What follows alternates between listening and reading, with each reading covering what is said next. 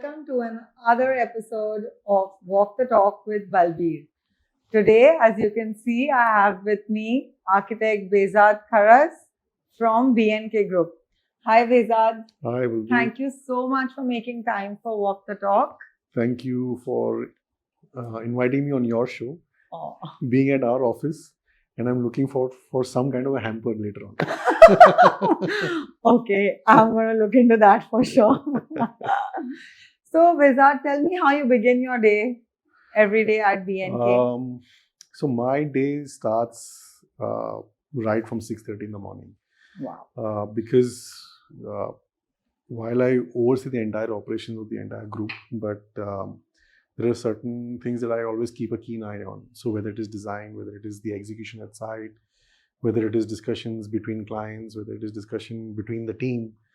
So I have to monitor almost over 150 WhatsApp groups a day because I'm troubleshooting all of them. So my job is actually to troubleshoot the entire operations of the company. So yeah, it is quite hectic because I start at 6:30. Waking my son up is my first routine. Oh, it's so Then cute. then even while I'm walking, I'm scheduling and telling my team what all has to be done today or what needs to be done. Walking during your workout? During my walk that I do in the morning. Once I finish my puja and I'm back at work.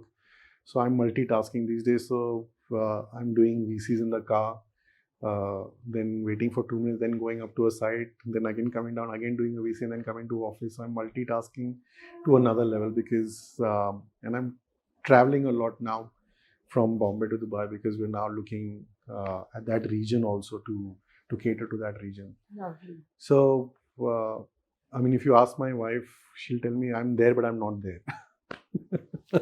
Isn't that every wife's story? So it gets quite hectic, and my schedules are very erratic.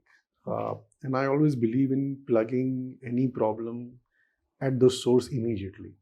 So we have a very strict rule of a 20-minute response time to any client query or to anything. So whether it is something that I feel is going to get escalated to another level, I'll ensure that somebody is attending it to the client or to the site immediately. So this is what I do, essentially. I push people to ensure that everything is functioning correctly.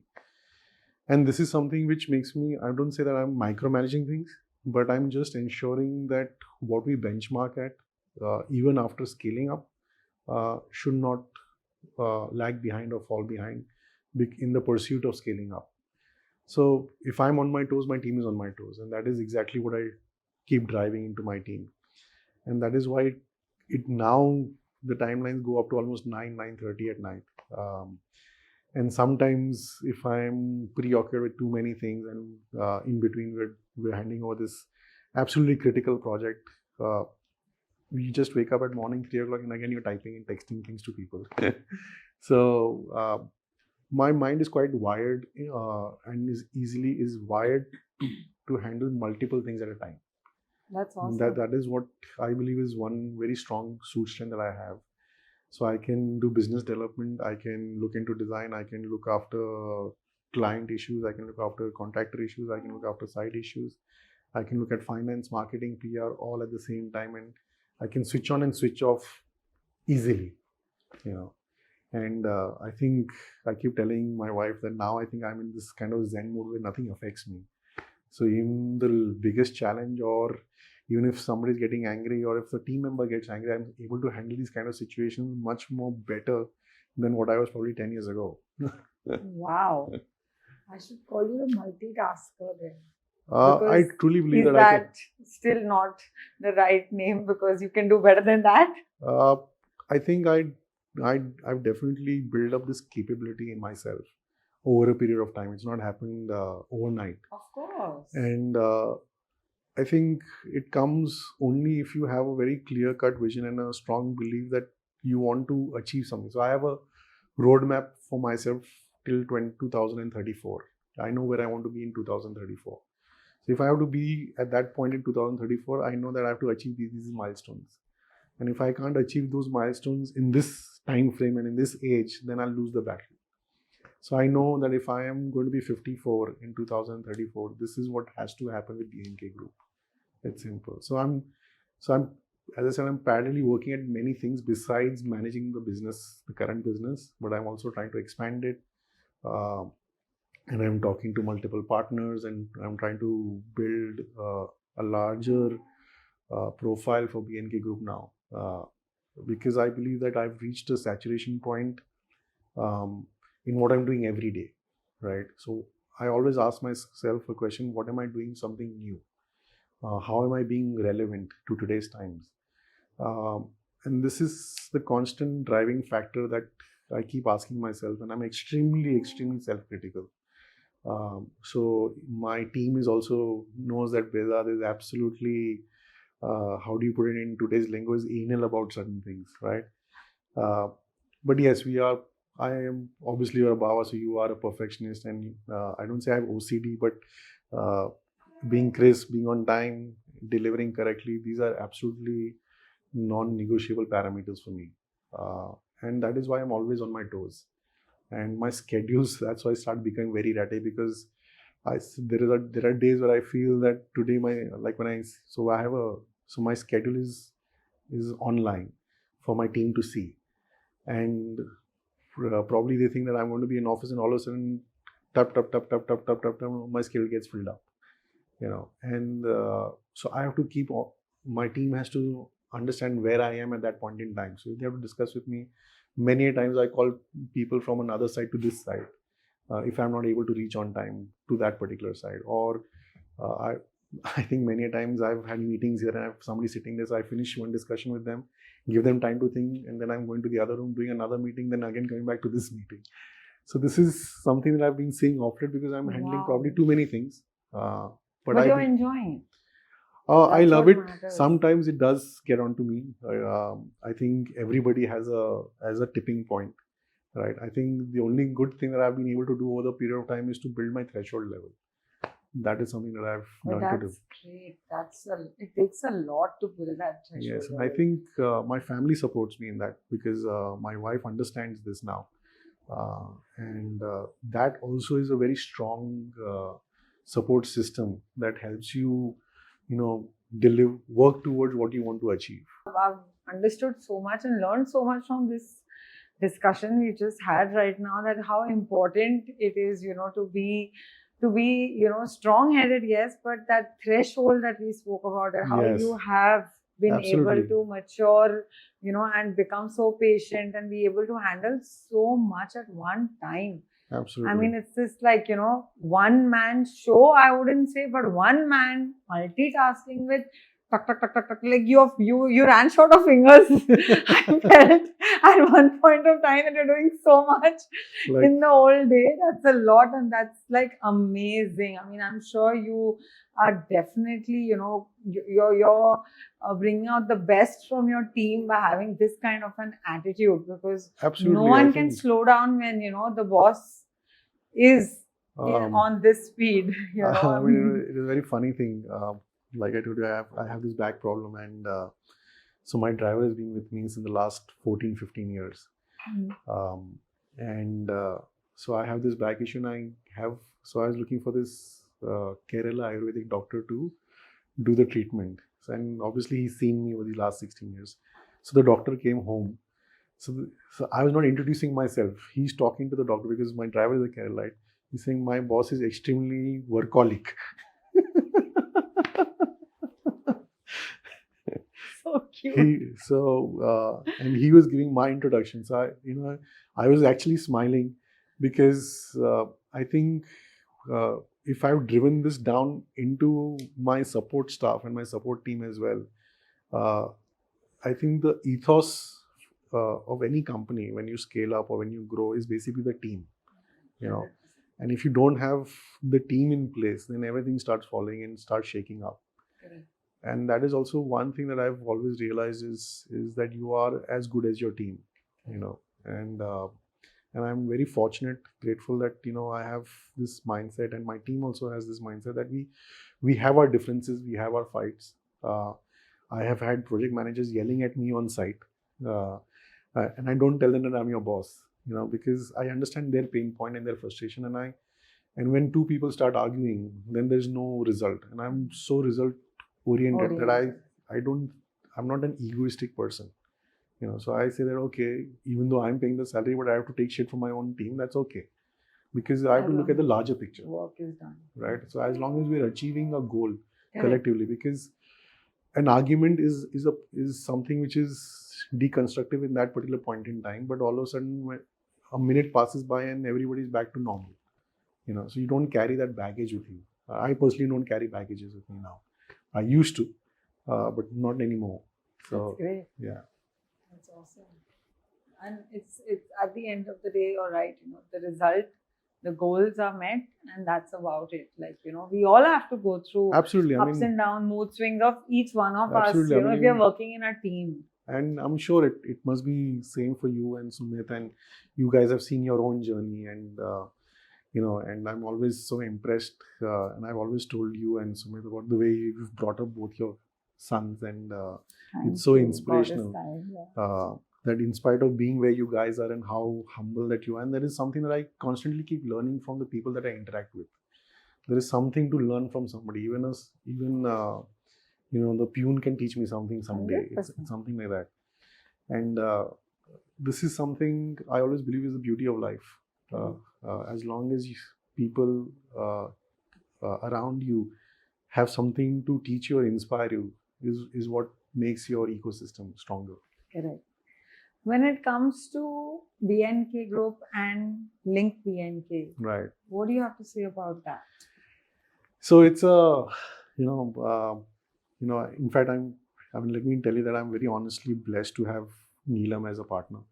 The reason why we partnered, and I personally partnered, is because we have, in spite of her having that celebrity status, she's very grounded, humble. I'm in love with her mother. And I speak to her mother more often than I speak to her. So it was a marriage of thoughts, let's put it that way. Okay. And I felt that she could contribute to the overall group's operations and add a little different dynamism to our group and different edge. And there have been a lot of stories that go around behind our partnership, and some are good and some are not so good stories, but I think those have never affected us or our families ever, right? And what it does is essentially it put us, this particular partnership, and put BNK Group on a different pedestal, right? And that is what Neelam added in terms of value to the overall group operations. Like I was mentioning to you before the show, is that now I'm in that phase where I'm looking at having multiple partners for multiple aspects of the business. That's something really different directions, different spaces of design that we're now looking to target. In fact, I'm going to reveal on your show that we are going to reveal something very soon on the 19th of September. Oh, lovely. So, as I said, in my quest for growth, I always believe that being like I was earlier, like it was like a self-proprietary business, right? And when I had the time to think post-COVID, I realized that if I want to scale up, I can't have the business centric to me, right? So whether it was our marketing communications, the way that we are putting out all our communications on Instagram or LinkedIn or whatever it is a group profile, and it is not about Behzad Kharas, right? So unlike most designers who are pushing their face out, right? You will always see that I'm pushing the work out, I'm pushing the profile out, I'm trying to push my partners out, I'm trying to push my team out, right? I want people to recognize BNK Group as a company and not equal it to Behzad Kharas. Like I keep telling myself that the day that I don't need to be part of this business is the day that I'm successful, right? And that will only happen if you have like-minded partners on board who are looking after different aspects of the business, who are looking at different, as I said, verticals of the business. And that is how you start growing. Doing it alone was next to impossible. And as I said, my roadmap for 2034 definitely means that probably I might have 100 partners in the next 10 years, or maybe 5 partners in the next 10 years. But it is only by way of partnerships and having people who are like-minded coming on board as part of the board of BNK Group is where this company can go to where it can go. And I strongly believe that we have the ability to scale up even in a very subjective business like design. And I always keep asking this question is that, once I cross 60 or 70, what happens to BNK Group? Does it get dissolved? Or does the scale dip? Or does the volume of work dip as you are aging?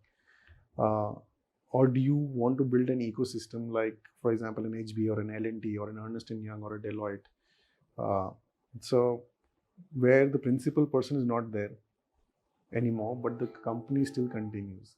And that is the legacy that I'm trying to build, and I want to be India's answer to that, to all these international firms. And because I've not seen many Indian firms build a legacy after a certain point in time, after reaching a certain high, that legacy somehow gets diluted or gets lost. And it's a very sad situation because a person or a human being has taken so much effort to build a company or a firm to that level that after they age or they pass away, that firms basically then either trickles down or gets dissipated unless and there is somebody to succeed it. So this is something where I constantly believe. I don't think my son is going to become an architect. So I definitely need to have a team that succeeds and takes over and manages BNK Group in the future. I really appreciate your thought when you're talking about your son. You're not sure. Right. Whether he wants to become or not. So you don't have that mera beta architect banega. Absolutely not. I keep telling him, don't fall for the trap that I fell for him, because my father was an architect, right? And he was the chief architect for the current king of Bahrain for 36 years of his life. And he inspired me to become an architect. So I keep telling my son the same thing, that with the kind of intelligence that most great designers or good designers have, right? And people who have a great sensibility of how running or managing the business of design, right? Had we put the same amount of effort and intelligence in, let's say, managing stocks or being the most fanciest orthopedic robotic surgeon, especially in Bombay, we would have probably made 500 times more money, So for the amount of effort, the reciprocal income in our industry is not matched. There is a mismatch, right? So there is always this side of the story and there's another side of that story as well. But I personally do believe that yes, for the amount of effort, physical and mental effort that an architect or a designer does, the reciprocal income is not matching to the amount of effort that we put in, right? And hence, that's why I say that if for this kind of business to be self-sustainable, you need to scale up with partners and have multiple like-minded people working towards a certain vision, right? And he may, for example, probably if he does his MBA, for example, and he can come and manage the overall group at that point in time. Maybe, I always believe that probably, and I keep telling him that, Johan, you should be the first Indian to become the president of the United States of America. So I say, I can see it in you. Do it. So I keep pushing him in a different direction. But that's great, maybe that direction might just be like, okay, Dad, I think you never know. Architect. I mean, who knew that Rishi Sunak would become the Prime Minister of the UK? I know, right? Absolutely. So you never know, and today's generation is so clear and focused. I mean, when you look at your boys, they're so clear, they're focused, they're organizing events by themselves, and it's really remarkable that today's generation has that bandwidth. Our generation did not have that bandwidth or the exposure, or neither did our parents have it, and so we were not ingrained into it, right? But today, thanks to technology and information that is available, it becomes so easy for them to understand where the world is going and where they are at, right? And automatically it drives them to be at that level, which we didn't have, so we didn't have that drive because we didn't have that exposure. So when it comes to design, luxury and BNK, yes. So how do we? So I always say, and I always keep telling this at multiple events, that luxury is an elevated state of well-being. Okay, it's not necessary that you buy a Louis Vuitton and you feel luxury, right? Like if you honestly ask me, having my wife's dhansak on Sunday afternoon for lunch is luxury. Of course. Right? So I think getting good sleep is also luxury. Correct. So material objects is not equal to luxury, right? Like we keep saying this, the luxury of time and etc. etc. But when you boil it down to, let's say, interiors and to fashion, and because interiors is an extension of fashion, is an extension of art, correct? People want fashionable homes. People want artistic-looking homes.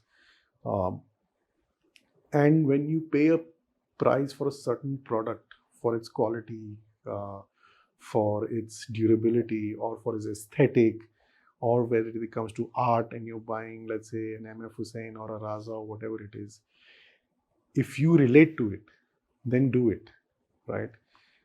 For example, if I put in my case, I have a passion for watches and cars because I'm a Bawa, so I love cars. I mean, my first love is my car and then my wife, right? So, but it's not a symbol that I don't buy a car because I want to show off to other designers, right? Of course. I love to use these kind of vehicles because it is a passion within us. So I have a lot of other Bawa designer friends who are into biking. I can't bike because of my back issue. So whenever they're biking and I see them buying new bikes, I'm always feeling jealous and I'm feeling happy at the same time. That I can't ride his bike, but at least he's riding, he's living my dream. Yeah. So that's cute. So this is so luxury in terms of, as I said, material objects does definitely elevate your state of well-being. Correct. Let's not deny that, right? And I think if a product elevates your mindset, that's luxury, right? But at the same time, it needs to be value for money, according to me, 100%. right? And somewhere down the line, I feel that many designers, in the name of luxury, just go a bit overboard.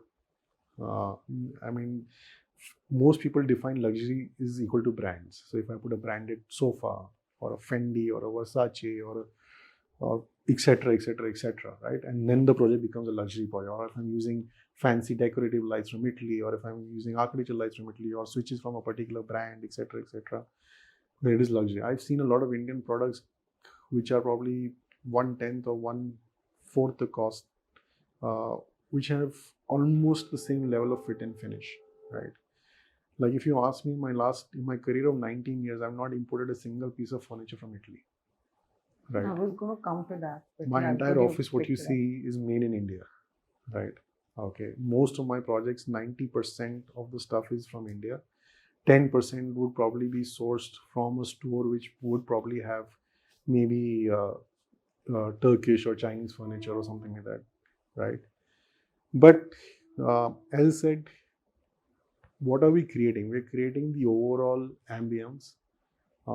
And then there is these multiple products that come and put placed together to create that ambience. Now, is it necessary that these multiple products need to be branded? The answer for me is actually no, right? I mean, these branded products are extremely good, right? And then there's no deniability that Italian furniture is very well finished. It has this longevity, etc., etc. But there are people who have certain budgets, right? And I cater to people who have a certain kind of budget. So my job is that I can't ensure. My job is not to tell him that no, you can't aspire for this. I'm saying fine, we all aspire for this, and I'll give you a similar looking product within your budget, and that is what makes him feel happy, and he gets an elevated state of well-being. Correct. And for me, that is luxury, right? If my clients feel happy that they're changing their lifestyle from how they were living and coming into a new home and living this new lifestyle, which is being curated by us. So as integrated designers, you're actually influencing their lifestyle by putting products and putting multiple elements into a space. You are influencing the way that they live in their home or in their office or wherever it is. So you need to ensure that while influencing this, you're not putting your personal influence onto them. Of course. Right. And that is where I think BNK Group and I always believe that we should have no signature style. Right. You will see some of our work might be over the top. You will see some of our work which is very minimalist. You will see some of our work which is very wabi-sabi kind. So what our job is as a designer is to ensure that we refine our client's taste. We, thanks to Instagram, Pinterest, we refine and clear out their confusion in their minds and ensure that their aspiration is elevated to a different level. Correct. Um, that is something that I always believe that is what we strive for and what we're excelling at, right? And I said we're not brand conscious is what I'm trying to say. But Right? then when you're doing millennium homes, these days everybody has become brand conscious and everybody wants the best. It's true. So how do you convince? Like So you I'll said, tell you, it's your client. So I keep telling even a lot of my designer friends who are very, who are extremely good, and I invite a lot of my designer friends to come and present to the team and inspire us as well. There are some designers who are branding themselves. Like for example, when you have a wedding and you go to, let's say, Sabia Sachi, or you go to a Manish Malhotra. So these are fashion houses which are labeled fashion houses based on a particular person, right? Um, so a similar logic does apply to even interiors, and that is how today's generation, which is on Instagram, is looking at Instagram or at Pinterest or on Google or wherever it is to find uh, a good designer. So in today's day and age, branding yourself, branding the company has become so important, right? um, I think all these factors, even this show, is part of building a brand profile, or building, how would I say, some kind of content to support the brand that you have and the brand that I have, for example, right? In this endeavor of building a brand, which earlier was not there, like 10 years ago, did architects like us have Instagram and Pinterest, and did we have people clicking videos on sites and stuff like that? No, and work was happening, right? But today, uh, uh, thanks to the millennials, and because you see one architect's profile on Instagram, and Instagram will start sending you 10 profiles, right, by an algorithm. So the idea is that how do you ensure that Instagram sends your profile to your end customer, right? And that is with your content. And the reason why you're doing this, all this exercise, whether it is PR, marketing, or whatever that you do, is basically to develop that kind of brand uh, aura and presence, which never existed in our industry, right? In our industry, it was always that the architect was the brand, correct? There is still a certain sect of designers where the architect is still the brand, correct? But then there are designers like HOK, SOM, HBA, where the company is the brand, correct? And even then, millennials will want to work with whoever they choose to work, basis whom they relate to, right? And that is something that even I personally believe in. And I'll tell you one thing about this millennials is that they're much more, they have a lot of clarity, right? Um, but a very funny instance, post-COVID, because I didn't have an Instagram account till 2020, and I still can't handle my own Instagram account, right? But a client came to me and said that, my kids are saying that your Instagram account is very weak and this designer's Instagram account is much more better. So I started smiling and telling my mind that today an architect is going to be decided basis how stronger their Instagram account is, So these are again tools of perception, Bulbeer. And it's unfortunate, and I really do feel that somewhere down the line, the millennials are getting degenerated by accepting these tools of perception, right? People are not focusing on the actual content, on who that person actually is, right? So there may be I've seen so many people showcasing such fantastic work when actually that work is done by somebody else, or is not their work, or they don't have the ability to do it, right? But the picture is very rosy. And the problem is that we get, as a generation, we accept whatever is being shown or told to us without analyzing ourselves. So the problem with the millennials is that the analysis is left to the machine. That is your mobile or your iPad, or whatever you may call it, artificial intelligence, whatever you may call it. So my point is that their dependency on not using their sensibility is reducing, because everything else is getting done for them, right? Correct. For example, you want to go to Dubai and you go on to Emirates, and then all of a sudden you start seeing emails, start seeing ads coming onto your email, or if you're browsing on Google, you start seeing ads of Dubai coming onto your browser, right? Correct. Right. So everything's very interlinked. So the computer or the algorithm is doing the decision making for the million. Yeah. They're influencing 100%. this. So this is something which I feel is the only degenerative part of technology, where today's millennials need to they've lost value of they're absolutely restless because they want information, like everything's coming at you ask for it and it's coming now. That can't happen if you're a designer, correct? That can't happen if you are executing a project, correct? And they want instant responses. I mean, I've had issues flared up because my mobile was on silent and I was in a meeting in Dubai. My team was attending to another client somewhere else, and the client got furious that nobody picked up his call. And that too, he got influenced because of his son or daughter saying that they're not responding to me. And it went to an absolutely ugly level. And then I had to tell this 65-year-old man that, sir, with the maturity that you have and the maturity that I have, I'm not going to debate with you. But if I have not received your call due to some network issue or whatever it is, how can I call you back, right?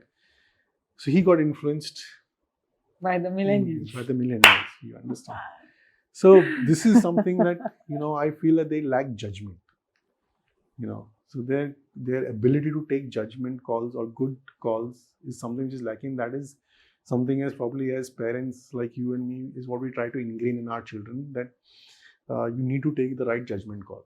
Correct. Right? And you may fail, you may take a wrong judgment call, but that's fine. But taking the decision and the ability to take a decision is something that you should understand once you listen to both sides of the story, or understand and do your analysis of things, and then take a call whether this is right or whether this is wrong. And how do you interact with human beings? I think, today's millennials have no sense of how to interact. I mean, when I see all these rich clients and their so-called kids, they will not even say good morning, sir, or hello, Behzad, or anything that sort. No acknowledgement, respect. Correct. You take your kids out and you'll see that the kids are texting each other over the table, but they're not talking to each other, and that is something which I feel has become where technology has become degenerative, right? Where people don't understand human emotion, basic etiquettes, right?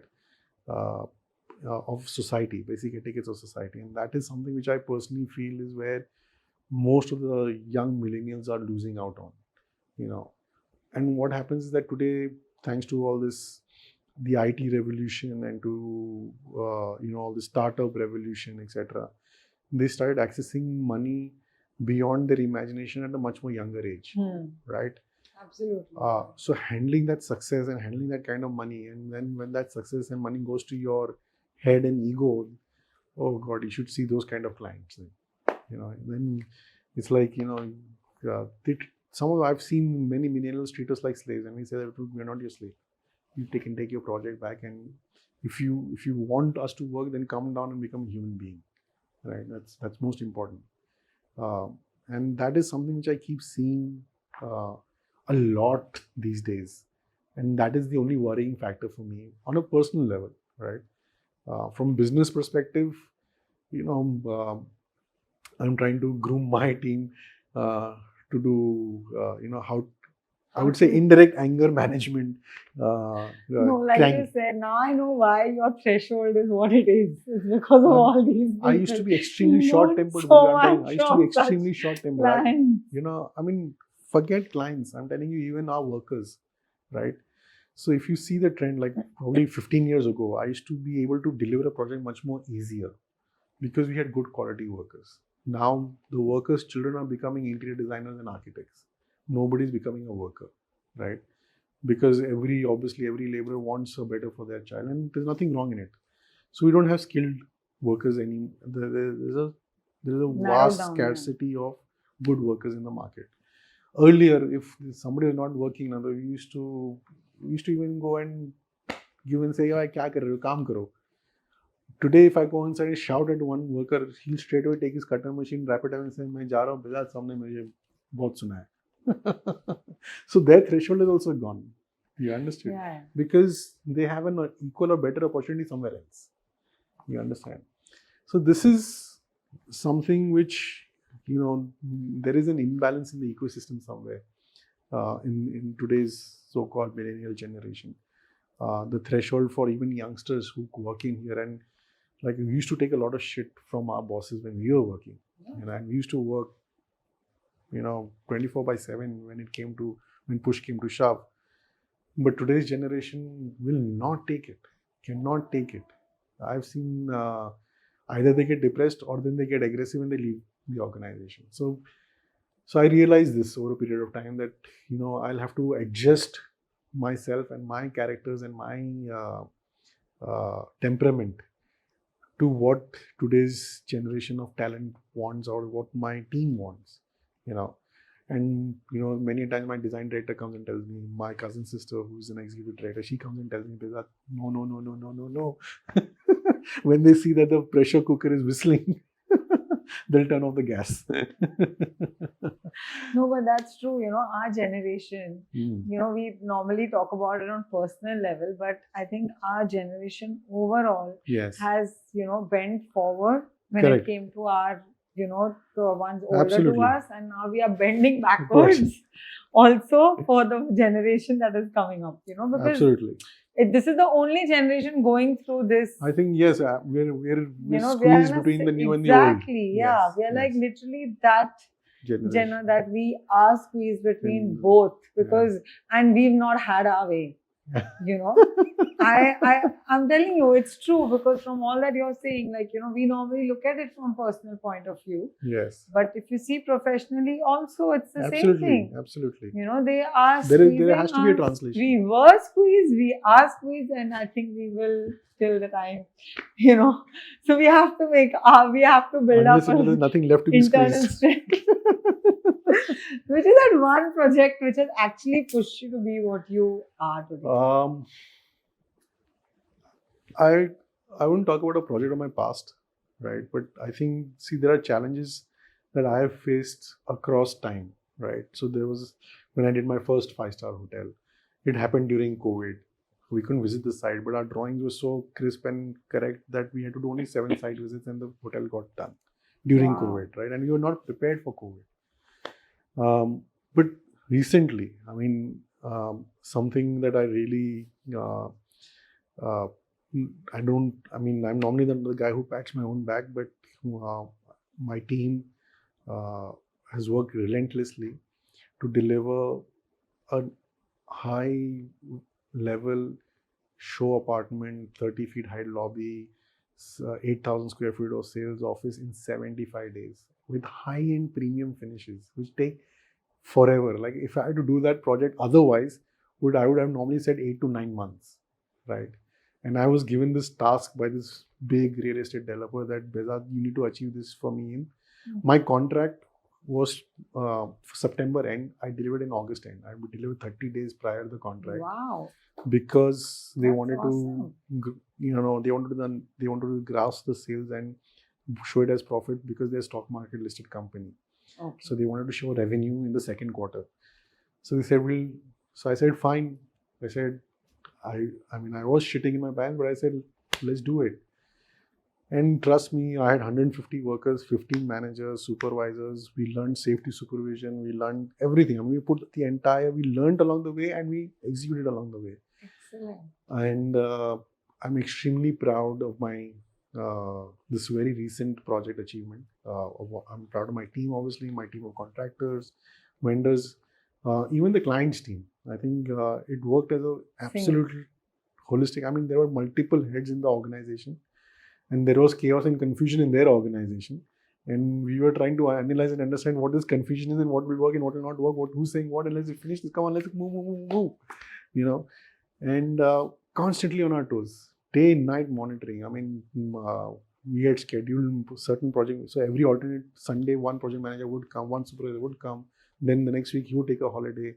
I would go twice a week. My execution director was there like half a day every day. We said we have to achieve this, given a commitment. Wow. And you'll see that coming out on Instagram again very soon. But it was a tremendous learning curve for me, and it showcased that I could achieve this. So I was wondering what I've been doing for the last 17 years. If I could do this in this much time, then I could have squeezed my career in 8 years or 9 years for what I've achieved. So these are turning points in that teach you a lot. Like COVID taught me a lot. We were absolutely disorganized. We had no process pre-COVID. We lost a lot of money. We saw huge downturn. And I started analyzing, and that is where I started ensuring that my team becomes process driven. And for any quest of growth, like I said, I have a charter for that particular year. Driving process is extremely crucial in any organization if you want to scale up.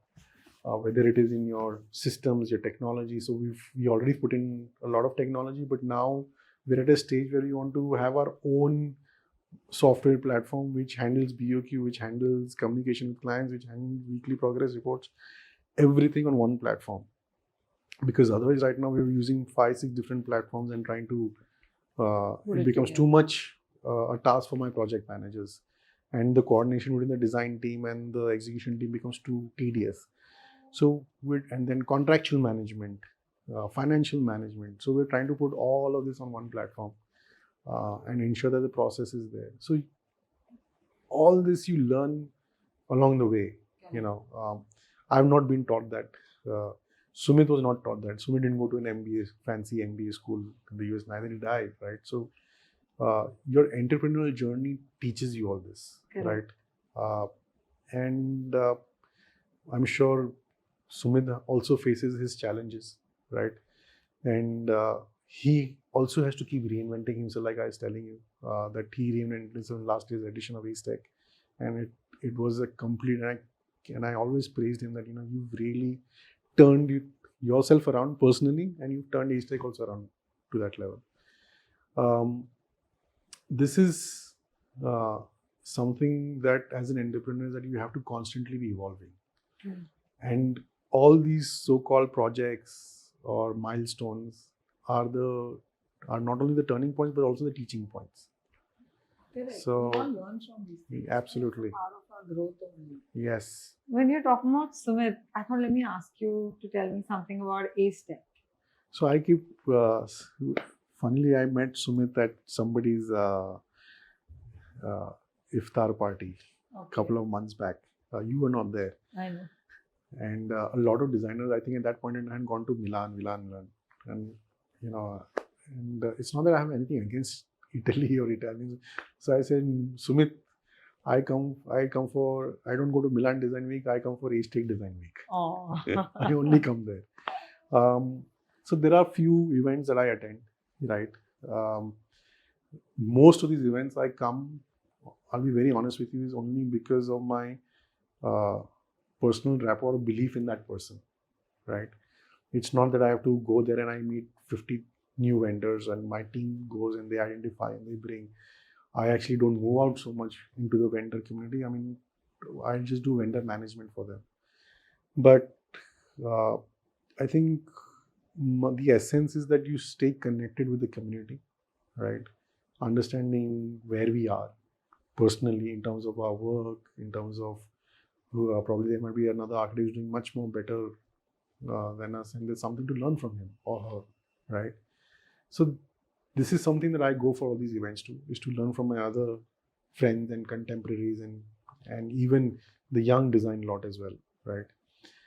And when I see Sumit, and I've seen pre-COVID Sumit, and I've seen post-COVID Sumit, and I've seen pre-COVID Acetech, and I've seen post-COVID Acetech, right? I think he's also grown as a person. He's become more approachable. Acetech has, I can feel a sense of belonging when I come to Acetech now. You understand? He's built his interpersonal relation, personal rapport. He's reaching out to people, right? And that is the beauty of the show. So anything that you do, whether it is a project that we do, or whether it is a show that you're hosting, I think it's the people that make the soul of that space or the soul of that show. End of the day, correct? Correct. So the people could be you, it could be your team, whoever it is, right? And that I feel is that what now Aztec has is soul. That is very important. I think that is a game changer. If your show has soul, then you're always a winner. That's true. Thank you so much, Behzad. Not at all. Really, My really pleasure. appreciative of the time, and all that I've learned from you today has been, I mean, it's gone down very well. I'm like, going to be thinking about it a lot, because Not at all. there are a lot of things that you've said are, it's a reality bite, what you've spoken about.